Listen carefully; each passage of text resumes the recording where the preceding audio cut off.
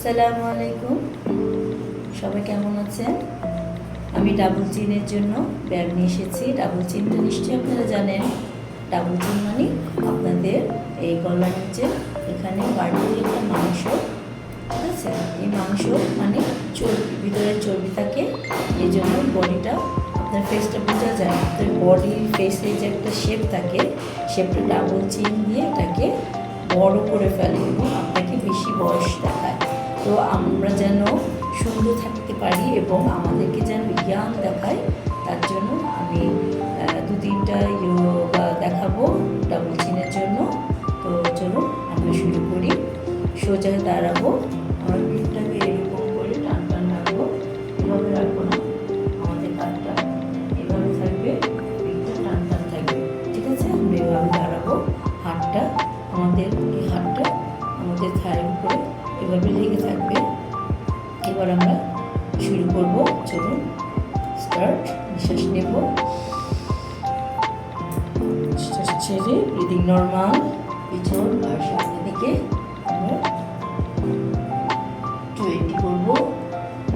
4 5 6 7 8 9 10 11 12 13 14 15 16 17 18 19 20।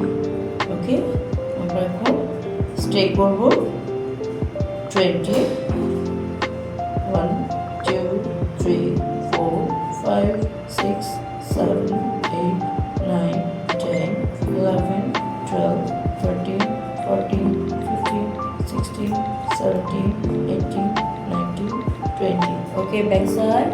1 2 3 4 5 6 7 8 9 10 11 12 13 14 15 16 17 18 19 and 20. Okay, middle pose. আমি যখন এরকম করে করছিলাম এটা ঠিক আছে, অনেকে এসে এইরকম করে করে পুরো শোল্ডারটাকে পিছনের দিকে নিয়ে তারপরে করে না, এইভাবে হবে না। জাস্ট আপনি শুধু আপনার গলাটাকে এবং মাথাটাকে পিছনের দিকে ঝুলিয়ে দেবেন এবং ঝুলানোর পরে দেখা যাবে আপনার এখানে একটা টান টান টান টান ভাব তৈরি হয়েছে। এই টান টান ভাবটাই আপনার গলার ফ্যাট ঝরে ফেলার জন্য কাজ করবে। এখন আপনি মিডল পোজে এসে এখন আপনি ফ্রন্ট সাইডে করেছেন। অনেকেরই ঘাড়ের প্রচণ্ড ব্যথা থাকে, ঠিক আছে? ব্যথার জন্য অনেকের অনেক পিঠে ব্যথা হয়, হাতে ব্যথা হয়। তো সাবধান, আপনারা আপনাদের ঘাড়ের ব্যথা থাকলে সামনের দিকে ব্যান্ড করবেন না, আপনারা পিছনের দিকে ব্যান্ড করবেন। পিছনের দিকে ব্যান্ড করলে আপনাদের সামনের অংশটা মিডল পোজে থাকতে আরাম পাবে। এখন যাদের অনেক বেশি মোটা, তাদের দেখা যায় ঘাড়টাকে এইভাবে নিতে পারে না, ঠিক আছে? তখন আমরা কি করবো, অনেক মোটা ঘাড় যাদের দেখা যায় ঘাড় ছোটো মোটার জন্য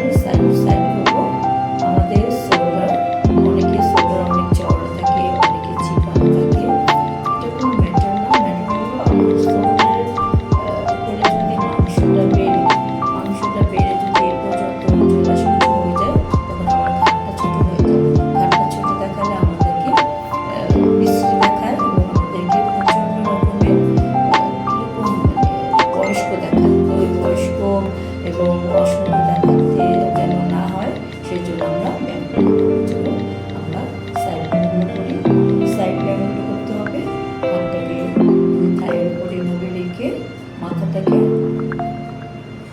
সাইড থেকে টান টান করে এইভাবে করা যাবে না, এইভাবে করা যাবে না, বা এইভাবে করা যাবে না, এভাবেও করা যাবে। অনেকে দেখি মাথাটাকে এনে এভাবে নিয়ে আসে না, মাথাটাকে এভাবে এনে ছেড়ে রেখে দিতে হবে, ঝুলিয়ে রাখতে হবে। তখন এই জায়গাটা থেকে একটা টান আসবে, এই যে এখানে একটা টান টান এখান থেকে নিয়ে একদম এইখান থেকে নিয়ে এই পর্যন্ত একটা টান ফিল হয়। আপনি নিজে প্র্যাকটিস করে দেখেন, টান ফিল হচ্ছে। আমি এখানে টেন্সিং স্টে করবো 1 2 3 4 5 6 7 8 9 10। মিডল পোজ, নিঃশ্বাস নিব, নিঃশ্বাস ছাড়তে ছাড়তে 10 1 2 3 4 5 6 7 8 9 and 10। অনেকে আছে ঘাড়ের পাশ যখন অনেক মোটা আপনারা নড়াচড়া করতে পারছেন না, তখন হাতটাকে এভাবে রেখে নিঃশ্বাস নেবেন এবং নিঃশ্বাস ছাড়তে ছাড়তে হাতটাকে কানের উপরে, কানের ধরবেন না, কানের উপরে এই পাশটাকে ধরে টেনে নিয়ে যাবেন।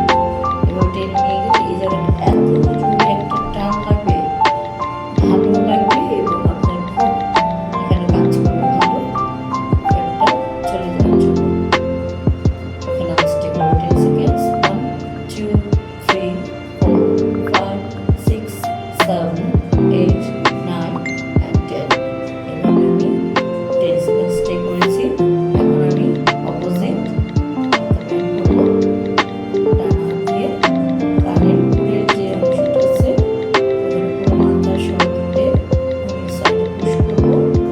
10 seconds stay 1 2 3 4 5 6 7 8 9 10।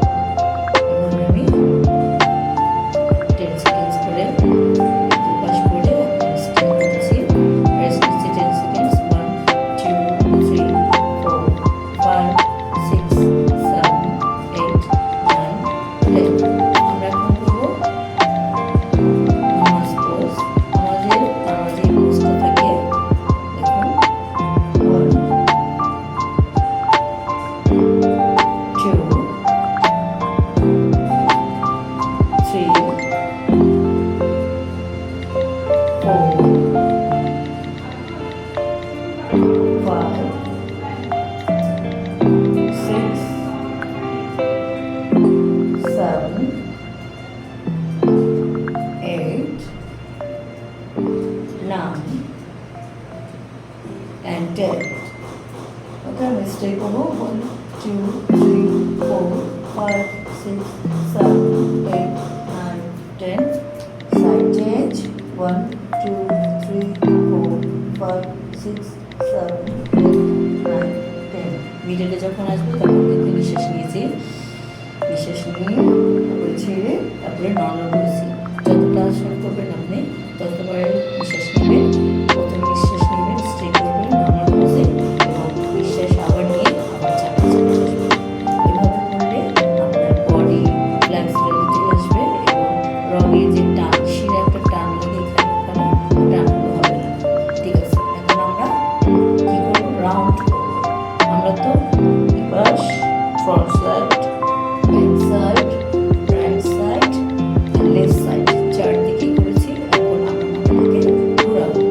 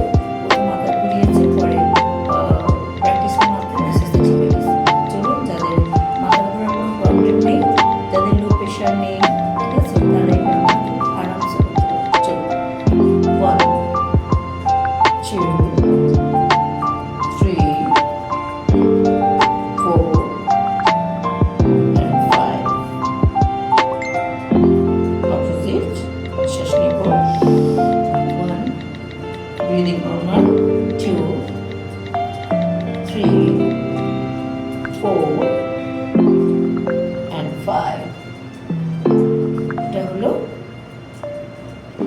একবার ডান দিক একবার বাঁ দিক। এই ব্যায়ামগুলো আপনারা প্রতিদিন করবেন। এই ব্যায়ামের মাধ্যমে আপনাদের ডাবল চিন রিমুভ করবে।